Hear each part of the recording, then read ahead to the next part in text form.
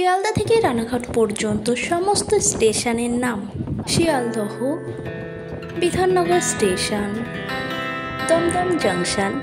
Belgharia, Agarpara, Sodepur, Khardah, Titagarh, Barrackpore, Palta, Ichapur, Shyamnagar, Jagaddal, Kakinara, Naihati junction, Halisahar, Kanchrapara, Kalyani, Madanpur,